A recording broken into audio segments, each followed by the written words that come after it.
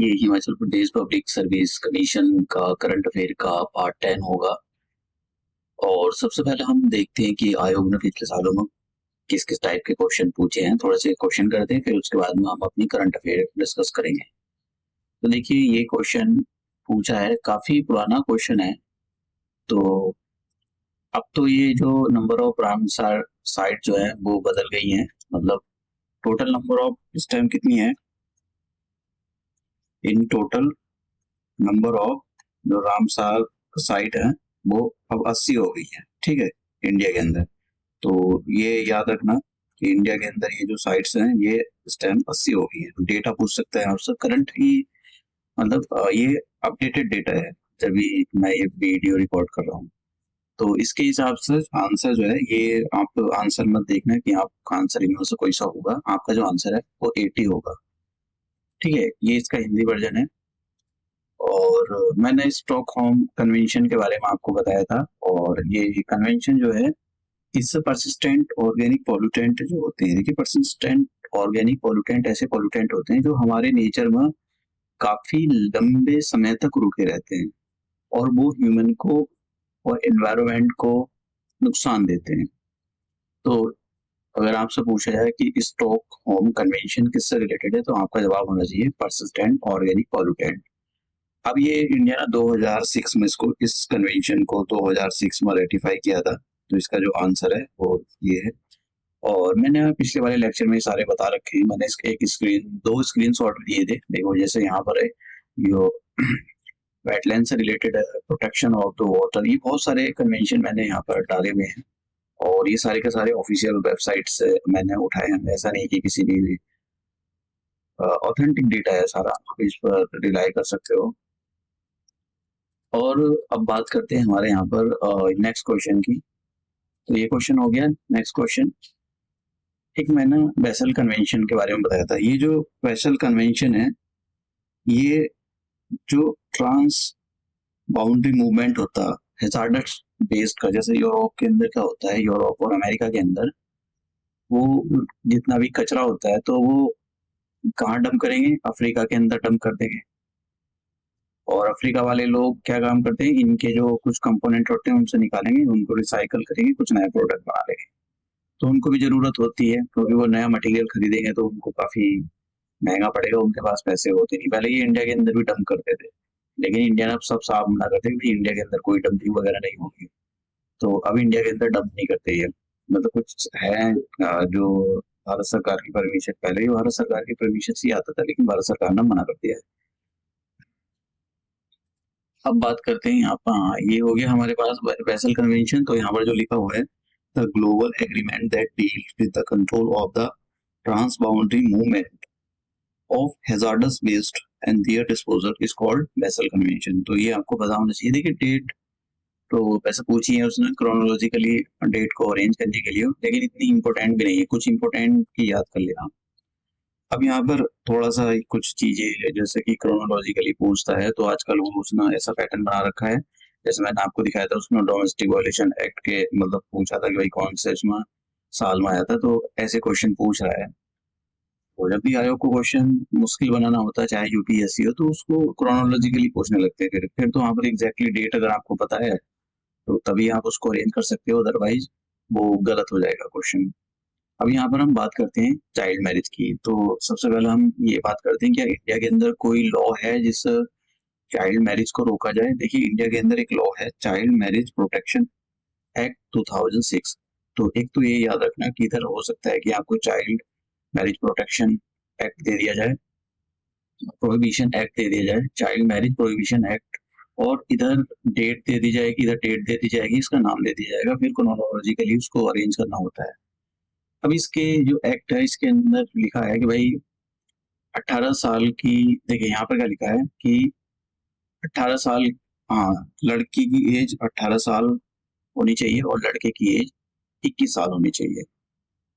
अब यहाँ पर बात कर लेते हैं कि चाइल्ड मैरिज होता क्या है। तो ये चाइल्ड मैरिज उसको बोलते हैं जिस लड़की की शादी 18 साल की एज से पहले हो जाए, उनको उसको चाइल्ड मैरिज बोलते हैं। इंडिया के अंदर ये यूनेस्को, यूनिसेफ जो है, उसकी रिपोर्ट है कि 16% जो है इंडिया के अंदर चाइल्ड मैरिज होती है। ऐसी लड़कियां जिनकी एज 15 साल से लेकर 19 साल के बीच में है। तो इंडिया के अंदर काफी ऐसी लड़के जिनकी चाइल्ड मैरिज होती है। उसके अलग अलग रीजन है, कुछ तो गरीबी है, कुछ लोगों के विचार हैं कि हमको चाइल्ड मैरिज करनी है, अलग अलग चीजें होती है, कुछ मजबूरियों में करते हैं। तो अलग ही सरकार काफी ध्यान रखती है, लोग काफी अवेयर हो गए हैं तो चाइल्ड मैरिज पर ध्यान देते हैं। पहले राजस्थान हो गया, बहुत सारे ऐसे स्टेट थे जहाँ पर चाइल्ड मैरिज थी, लेकिन अब धीरे धीरे लोगों में अवेयरनेस आ रही है तो लोग अपनी बच्चियों को, अपनी बेटियों को एज ए एसेट की तरह देखते हैं। पहले क्या करते हैं, बटन की तरह देखते थे कि, और देखना भी चाहिए आपको, जैसे लड़का है वैसी लड़की भी है, कोई डिस्क्रिमिनेशन नहीं करना चाहिए। अब हम नेक्स्ट हमारा ग्रीन हाउस गैस से रिलेटेड है। तो सबसे पहले हम ये देखते हैं कि पूरे वर्ल्ड के अंदर कौन कौन सी ग्रीन हाउस गैसेज हैं और उन सबसे ज्यादा एमिशन किसका होता है। देखिए, सबसे ज्यादा जो एमिशन होता है कार्बन डाइऑक्साइड का होता है, दूसरे नंबर पर जो दूसरे नंबर पर ग्रीन हाउस गैस है मीथेन, और तीसरे नंबर पर सर नाइट्रस ऑक्साइड, और फिर दूसरे नंबर पर दूसरी बहुत सारी गैसेज आती हैं। तो इनको याद रखना आपसे पूछ सकता है कि सबसे बड़ी जो ग्लोबल वार्मिंग है उसमें सबसे बड़ा कंट्रीब्यूशन किसका है। तो सबसे बड़ा कंट्रीब्यूशन जो है कार्बन डाइऑक्साइड का, and then methane, and then nitrous oxide. Water vapour भी मैंने पीछे वाले लेक्चरों में आपको बताया है। अब ये जो मतलब लेक्चर है, ये जो पीडीएफ है, ये पीपीटी है, इस पीपीटी में मीथेन के बारे में बात की गई। तो जो मीथेन है, मीथेन सबसे ज्यादा कौन से सेक्टर में मतलब कंट्रीब्यूट, कौन सा सेक्टर सबसे ज्यादा कंट्रीब्यूट करता है, और सबसे ज्यादा कौन इसको प्रोड्यूस कर रहा है, कौन एमिट कर रहा है। तो अगर बात करें हम पूरे वर्ल्ड में, सबसे ज्यादा चाइना करता है, and then USA, and then Russia. तो इंडिया फोर्थ नंबर पर आता है। अब ये देखिए, इंडिया फोर्थ नंबर पर क्यों आता है, क्योंकि इंडिया के अंदर सबसे लार्जेस्ट कैटल की पॉपुलेशन है, जो जानवर होते हैं उनकी सबसे ज्यादा पॉपुलेशन, और India is the second largest producer of the rice. और ये दोनों के दोनों मीथेन प्रोड्यूस करते हैं। अगर आप राइस ग्रो कर रहे हो तो उसमें मीथेन गैस निकलती है उसके राइस फील्ड से, और जो कैटल होते हैं उन सभी मीथेन गैस निकलती है, और उनका जो वेस्ट होता है उससे भी मीथेन गैस निकलती है। तो इसलिए इंडिया जो है fourth largest producer of the methane, याद रखना। और इंडिया का जो सबसे ज्यादा सेक्टर, जैसे मैंने कहा कि इंडिया में एग्रीकल्चर सेक्टर ज्यादा कंट्रीब्यूट करता है, क्योंकि वहां पर सबसे ज्यादा राइस उगाए जाते हैं। सेकंड नंबर पर पूरे वर्ल्ड में राइस उगाए जाते हैं। दूसरा, वर्ल्ड में सबसे ज्यादा कैटल की पॉपुलेशन इंडिया के पास ही है। दूसरे नंबर पर एनर्जी सेक्टर आता है, फिर जो है वेस्ट सेक्टर आता है। तो ये थोड़ा सा दिमाग में लगा हुआ हो तो अच्छी बात है कि आपको पता रहे।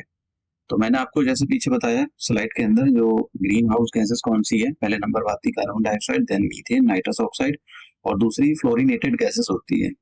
एक बात याद रखना, वाटर वेपर और ओजोन भी ग्रीन हाउस की तरह काम करती है। ठीक है, तो अगर क्वेश्चन ऐसा ऑप्शन दे देता है कि इनमें से कौन सी ग्रीन हाउस गैस है या नहीं है, और सबसे ज्यादा ग्रीन हाउस गैस कौन एमिट करता है, China, then United State of America, country में बात कर रहा हूँ, और फिर करता है इंडिया। अगर बात करें यूएन की तो सॉरी उसकी यूरोपियन यूनियन की, तो पहले नंबर पर तो चाइना आ गया, दूसरे नंबर पर आ गया ये, तीसरे नंबर पर आता है यूएन, यूरोपियन यूनियन। तो ये ग्रुप है कंट्रियों का। लेकिन अगर कंट्रियों में बात करी जाए तो पहले नंबर पर चाइना, दूसरे नंबर पर यूएसए, तीसरे नंबर पर आता है इंडिया। ठीक है, तो ये वाली, और ये तीनों मिलकर कंट्रीब्यूट करते हैं 42%, इतना कंट्रीब्यूट करते हैं ग्रीन हाउस गैसेस का। एक स्टेटमेंट था जब मैं क्वेश्चन कर रहा था, उसमें बोला जा रहा था कि चाइना अकेला ही 50% ग्रीन हाउस गैस एमिशन करता है। नहीं भाई, चाइना इतना भी नहीं करता है, करता है सबसे ज्यादा लेकिन इतना भी नहीं करता है। तो ये बात याद रखना, करता है सबसे ज्यादा ग्रीन हाउस गैसेस लेकिन इतना भी नहीं करता है। अब यहाँ पर ये सेक्टर वाइज दे रखा है कि सबसे ज्यादा कहाँ पर कितनी ग्रीन हाउस गैस एमिशन हो रही है। अब बात करते हैं यहाँ पर क्लाइमेट चेंज परफॉर्मेंस इंडेक्स की, बहुत इंपॉर्टेंट है ये इंडेक्स, यूपीएससी में भी पूछा जाता है। और जैसे कि मैंने बताया कि हिमाचल प्रदेश यूपीएससी का भाई है, वो तो उसकी कॉपी क्वेश्चन कॉपी करता है यूपीएससी के। अब यहाँ पर इंडिया के बारे में बात कर लेते हैं। इंडिया ना 2024 की जो क्लाइमेट चेंज परफॉर्मेंस इंडेक्स जारी हुआ था, तो इसमें इंडिया की रैंक 7 थी। देखिए, पूरे वर्ल्ड में इंडिया क्लाइमेट चेंज से लड़ने के लिए मतलब बेस्ट काम कर रहा है। तो पूरे वर्ल्ड में इंडिया से सीखना चाहिए कि क्लाइमेट चेंज से कैसे लड़ा जाएगा। अब देखो इसको अच्छे से देख लेना, क्वेश्चन करेंगे हम, पिछले सालों में क्वेश्चन पूछा गया है।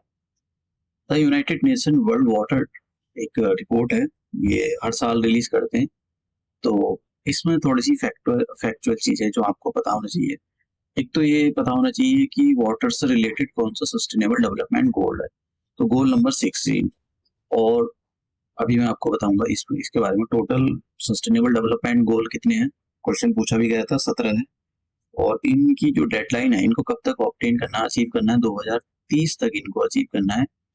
वर्ल्ड वाटर डे हर हर साल 22 मार्च को सेलिब्रेट किया जाता है, इस बार भी सेलिब्रेट किया गया। और इसकी जो थीम थी, लेवरेजिंग वाटर फॉर पीस, तो ये थीम याद रखना, क्वेश्चन पूछा जा सकता है। अब हम बात करते हैं यहाँ पर पूरे वर्ल्ड में जितना भी हम अपना वाटर यूज करते हैं, फ्रेश वाटर, क्योंकि बाकी तो वाटर वो पीने लायक नहीं है। तो मैंने आपको दिखाया भी था, उसकी टेबल दिखाई थी, कितना पानी पीने लायक है कितना नहीं है। तो अप्रोक्सीमेट 2.5 जो है फ्रेश वाटर है। तो ये जो फ्रेश वाटर है, इस फ्रेश वाटर का सबसे ज्यादा यूज होता कहाँ पर है? क्या इंसान अपने पीने के लिए यूज करता है?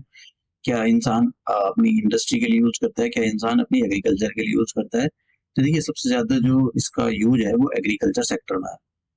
इंडिया के अंदर जो ग्राउंड वाटर है, या एक फैक्ट याद रखना है, जितना भी ग्राउंड वाटर हम एक्सट्रैक्ट करते हैं सबसे ज्यादा एग्रीकल्चर में उसको यूज किया जाता है। तो इंडिया जो है पूरे वर्ल्ड में ग्राउंड वाटर को एक्सट्रैक्ट करने वाला सबसे बड़ा देश है, क्योंकि इंडिया की एग्रीकल्चर कंट्री है और बहुत बड़ा देश है। यहाँ पर कैटल भी हैं, तो सबसे ज्यादा यहाँ पर इंडिया में ही ग्राउंड वाटर से पानी को एक्सट्रैक्ट किया जाता है। तो अब पता लगा कि सबसे ज्यादा एक ग्राउंड वाटर कौन से सेक्टर में इंडिया में यूज किया जाता है, एग्रीकल्चर सेक्टर में। और जो फ्रेश वाटर है, पूरे वर्ल्ड की बात कर रहा हूँ, ये जो डेटा है वर्ल्ड का है, ग्लोब का है, ग्लोब डेटा है ये। तो पूरे वर्ल्ड में सबसे ज्यादा जो फ्रेश वाटर का यूज है वो एग्रीकल्चर में यूज होता है, दूसरे नंबर पर यूज होता है इंडस्ट्री, और तीसरे नंबर पर आपका डोमेस्टिक में। डोमेस्टिक का मतलब कपड़े धो दिया, नहा लिया, खा लिया, पी लिया, ये सारी चीजें मतलब यहाँ पर पानी यूज होता है। तो ये बात याद रखना, क्वेश्चन पूछा गया था। जैसे कि आपको मैं दिखा देता हूँ, the greatest world wide use of water is, तो मैंने आपको बताया इरिगेशन।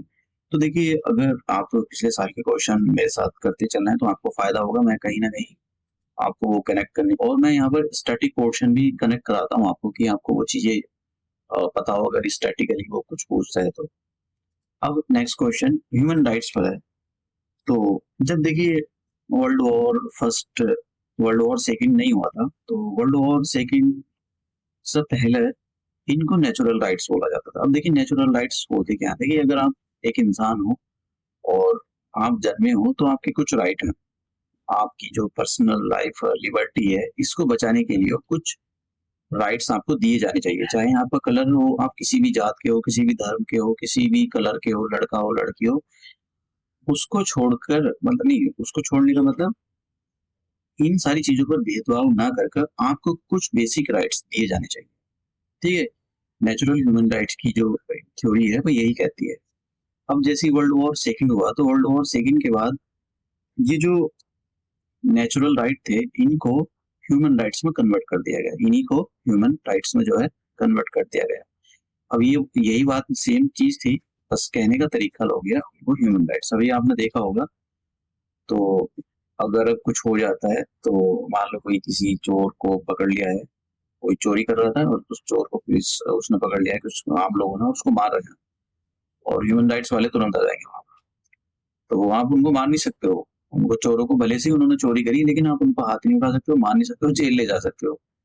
तो वो ह्यूमन राइट्स वाले आ जाते हैं, वो कहते हैं कि भाई ठीक है ये सजा भुगतेगा, लेकिन आप उनको हाथ मारो वारोगे नहीं। तो ये ह्यूमन राइट्स की। अब हम देखते हैं कि जैसे कि मैंने बताया कि वर्ल्ड वॉर सेकंड हुआ, तो वर्ल्ड वॉर सेकंड होने के बाद फिर यूएन बना। तो यूएन कब बना था, ये या डेट याद रखना, 24 अक्टूबर 1945 को यूएन का फॉर्मेशन होता है। और उसके बाद ही एक कमेटी बनाई गई, और कमेटी के बाद में जो है इनको ह्यूमन राइट्स, नेचुरल राइट को एक ह्यूमन राइट्स बोलना शुरू कर दिया गया। अब इंडिया के अंदर क्या कोई ऐसा प्रावधान है भाई ह्यूमन राइट्स को बचाने के लिए? इंडिया ने ये रेटिफिकेशन जो कन्वेंशन है साइन करके रखी हुई है, तो इंडिया ने भी ह्यूमन राइट एक्ट बना रखा है, protection of the human right act 1993। क्यों जरूरी है? एक तरफ डेट दे देगा और एक तरफ ह्यूमन राइट कमीशन दे देगा, इस टाइप के sorry human right commission he act they देगा, और match the following chronologically arrange करे, इस टाइप के ये। अब इंडिया के अंदर ह्यूमन राइट कमीशन बना हुआ है, स्टेट ह्यूमन राइट कमीशन बना हुआ है स्टेट लेवल पर। तो अब हम बात करते हैं कि जो नेशनल ह्यूमन राइट कमीशन है उसमें कितने मेंबर होते हैं। पॉलिटिकल सेक्शन है, लेकिन मैं इसको कनेक्ट करने की कोशिश कर रहा हूँ कि सारी चीजें आपको पता हो।